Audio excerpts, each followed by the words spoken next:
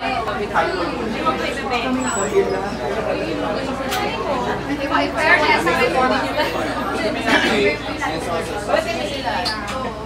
akong paulit-ulit na panitin kung saan pinakatayo ko ng bukay parang baka. Parang baka?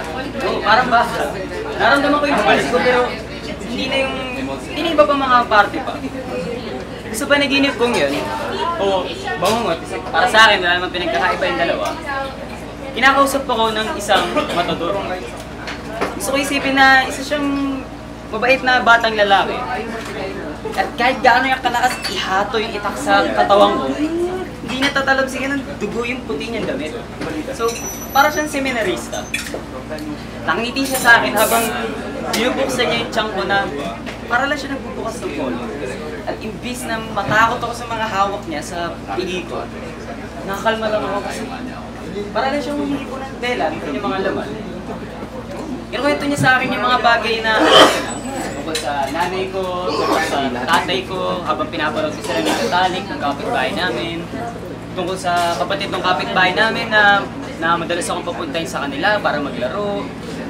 Tulad na rin ng mga maliliit na bagay, gaya ng lima pa niyang kabarkada o na tattoo niya sa kaliwa niyang braso, mga laway sa liig ko.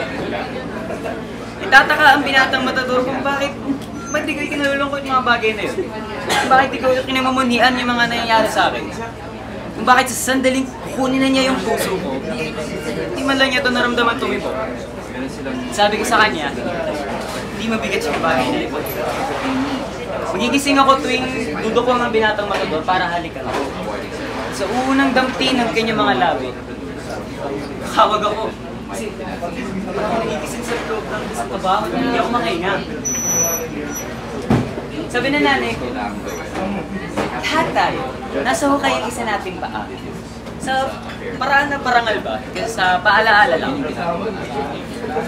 Hihinga ako ng malalim at mararamdaman ko tangan ako ng maipit sa kubot ko. Sa hawakapin ko, nandun pa nga ba yung puso ko at walang balya. Naroon pa nga. Sabi ng binatang matador, kailangan natin kausapin yung bawat bahagi ng katawan natin na parang kaibigan natin. Kamustahin natin lang. Every now and then lang.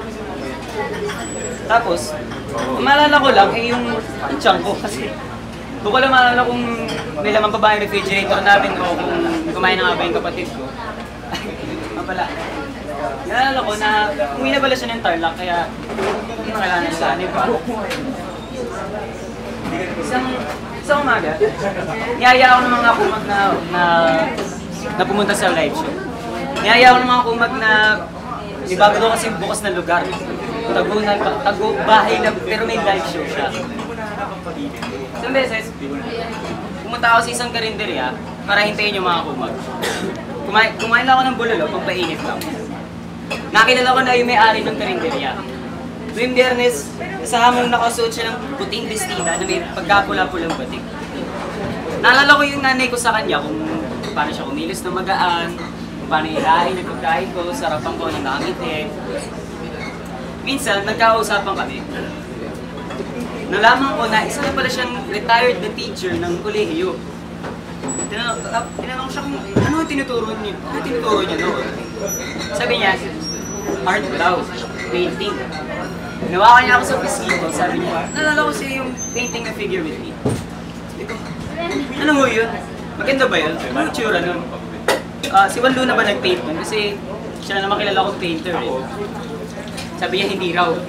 Malalim yung painting. Madilim. Sa gitna, sa among nakaupo ang Santo Papa ng Roma. At sa likod niya, dalawang katawan ng baka ang nakasabit na parang mga pakpak. Sabi ko sa kanya, bastos naman nun, hindi ba nagalit yung simbahan? Sabi niya, hindi pinapansin ng simbahan ang mga malalaking bagay. Pinapansin nila yung mga maliliit. Tingin mo, bakit yung ginagawa mo ngayon? Hindi siya maintindihan. Hindi siya kinausap pagkatapos pa. Para kasi siyang baliw magsalita eh. Hindi pa siya katulad ng nanay ko. Dumiretso, sado alauna na dumating yung mga kumag kung sa inihintayan ko lugar. Dumiretso na kami dun sa lugar na may bahay na may live show. Pagdating namin, may 4 na lalaking nagyayarian sa entablado na para ba mga hayop. Nararamdaman ko unti-unti humihipo yung kasama ko lalaki. Pero papalisin ko lang yun. Sabi ko, pare, sorry, hindi ko clip yan.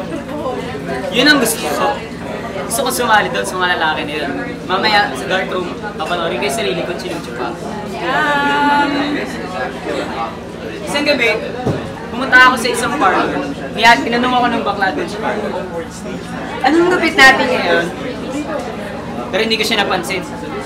Kasi pinasok ng mga NBI yung bahay na may live show na pinatao ko.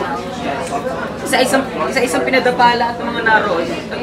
Parang meron mga isang lalaki sa bukod tumakas, makita ng bakot yung nakapoy. Pinadapala at ng naroon. Inuli may asis sa presinto. Pinanood ko sila isa nagtatakip pa ng mukha at magkakawag sa mga kasama nila, hindi naman nila kilala. Sabi ng bakla doon sa parlor, tama lang yan, mabaklang kloseta.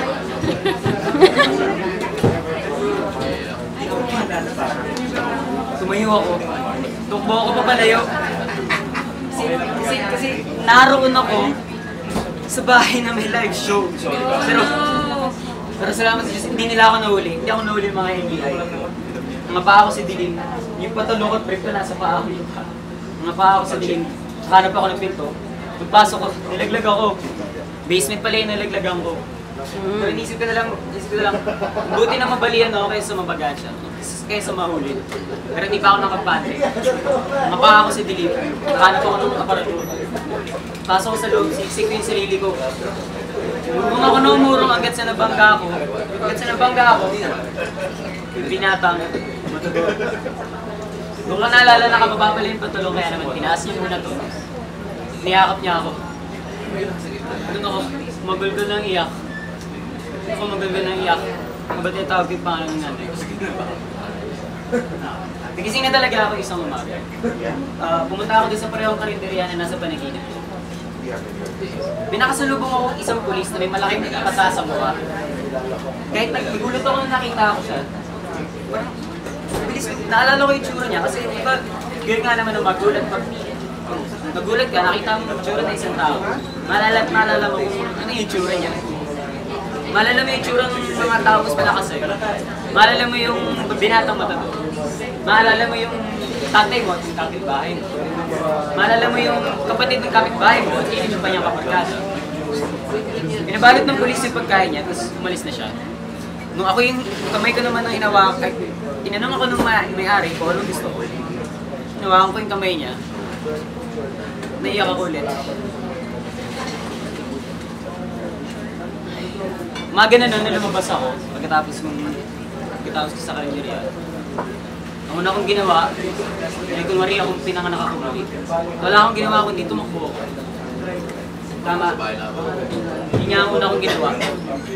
Kunwari akong pinanganak ako. Wala akong ginawa kundi tumakbo.